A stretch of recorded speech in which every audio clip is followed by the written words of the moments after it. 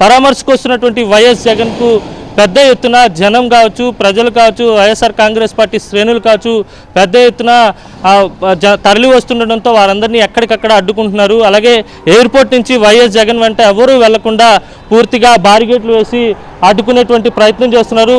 మనం airport common arrivals దగ్గర చూస్తే ఒక విధమైనటువంటి ఒక రకమైనటువంటి గందరగోళ వాతావరణం కనిపిస్తుంది.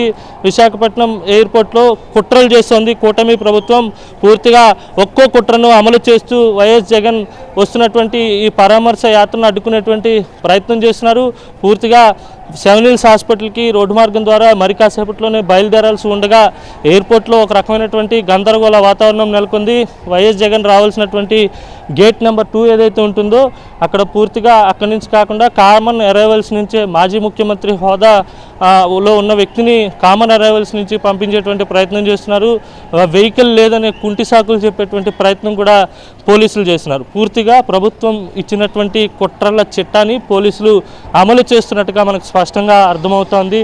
కాన్వాయ్ వెహికల్స్ అన్నింటినీ కూడా మళ్ళీ కామన్ అరైవల్ దగ్గరికి షిఫ్ట్ చేశారు. అక్కడి నుంచి మాజీ ముఖ్యమంత్రి వైఎస్ జగన్ సెవెన్ హిల్స్ ఆసుపత్రికి బయలుదేరబోతున్నారు. మీరు ఇప్పుడు విజువల్స్లో చూసినటువంటి గేట్ నెంబర్ 2 ఏదైతే ఉందో వైఎస్ జగన్ ఎప్పుడు వచ్చినా ఇదే గేట్ నుంచి వస్తారు. ఈ గేట్ ద్వారానే ఫ్లైట్ ల్యాండ్ అయిన తర్వాత రన్వే నుంచి ఇక్కడ వరకు ప్రత్యేకమైనటువంటి వాహనం ఉంటుంది.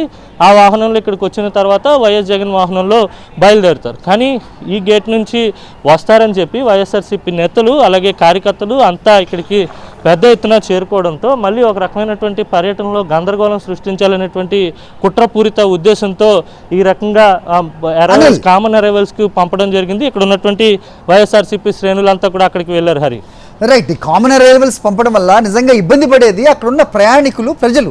నిజంగా వైఎస్ జగన్మోహన్ రెడ్డి వస్తుంటే అభిమానులు కానీ లేకపోతే కార్యకర్తలు కావచ్చు, సో వాళ్ళందరూ కూడా పెద్ద సంఖ్యలో వస్తారని తెలిసిందే కదా. ఎవరిని ఇబ్బందులకు గురి చేయడానికి అలాగే ఏ పర్యటన ఆలస్యం చేయించడానికి ఈ రకంగా జరుగుతుంది? ఖచ్చితంగా పర్యటనలో అడ్డంకులు సృష్టించడానికి ఒక రకమైనటువంటి గందరగోళం ఆలస్యం క్రియేట్ చేయాలనేటువంటి ఉద్దేశంతోనే ఇటువంటి ప్రయత్నాలు చేస్తున్నారనేది మనకు స్పష్టంగా అర్థమవుతుంది. హరి, కామన్ అరైవల్స్ నుంచి వస్తే ప్రయాణికులు ఇబ్బంది పడేటువంటి అవకాశం ఉంటుంది కనుక ప్రోటోకాల్ హోదాలో గేట్ నెంబర్ 2 నుంచి ఎప్పుడూ వస్తుంటారు, కానీ అక్కడికి మార్చారు.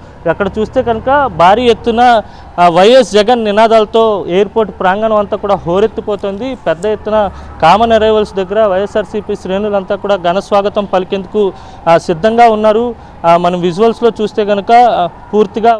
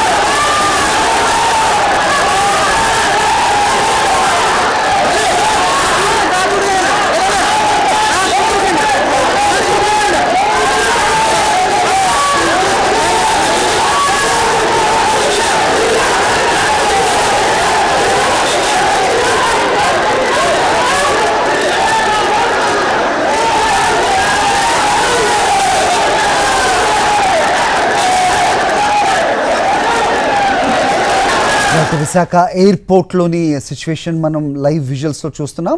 కాసేపటి క్రితమే వైఎస్ జగన్మోహన్ రెడ్డి విశాఖ ఎయిర్పోర్ట్ చేరుకున్నారు. మాజీ ముఖ్యమంత్రి హోదాలో ఆయన ఎప్పుడు కూడా గేట్ నెంబర్ 2 నుంచి ఒక వెహికల్ ద్వారా ఆయనను ఎయిర్పోర్ట్ అథారిటీసే అక్కడి వరకు తీసుకొస్తాయి. అనంతరం ఆయన తన వెహికల్లో వెళ్ళిపోయేది రివాజ్గా చూస్తూ ఉంటాం. కానీ ప్రస్తుతం ఆలస్యానికి గల కారణం వెహికల్ లేదని చెబుతున్న ఒక విచిత్ర పరిస్థితి కనిపిస్తోంది. ఆయనను కామన్ అరైవల్స్ నుంచి బయటికి పంపించడం మనం చూసాం. అయితే దీని ద్వారా ఇబ్బంది ఎవరికైనా ఉంది అంటే కనుక అది తోటి ప్రయాణికులకి అవుతుంది ఖచ్చితంగా. ఎందుకంటే వైఎస్ జగన్మోహన్ రెడ్డి వస్తున్నారంటే కనుక అభిమానులు ఎప్పుడైనా సరే పెద్ద సంఖ్యలో అక్కడికి చేరుకుంటూ ఉంటారు. పార్టీ కార్యకర్తలు కూడా అక్కడికి వస్తూ ఉంటారు. అఫ్కోర్స్ ఇది పార్టీ కార్యక్రమం కాదు, సందర్భం వేరు. అయినప్పటికీ కూడా వైఎస్ జగన్మోహన్ రెడ్డి అభిమానులు ఆయన చూడడానికి పెద్ద సంఖ్యలో ఉత్సాహం చూపించడం అనేది మనకి కొత్త కాదు. అలాంటిది ప్రయాణికులకు ఇబ్బందులకు గురి చేస్తూ అలాగే వైఎస్ జగన్మోహన్ రెడ్డి పర్యటనను ఆలస్యం చేయాలనే ఉద్దేశమా అన్న రీతిలో పోలీసులు వ్యవహరించడం నిజంగా గమనార్హం. ఇక్కడ ఎయిర్పోర్ట్కు చేరుకున్న అనంతరం YS Jaganmohan Reddy common arrivals నుంచి బయటకు వచ్చారు. పెద్ద ఎత్తున అక్కడికి చేరుకున్న అభిమానులు ఆయనకి స్వాగతం పలికారు. అయితే ఒక దుర్ఘటనకు సంబంధించి బాధితులను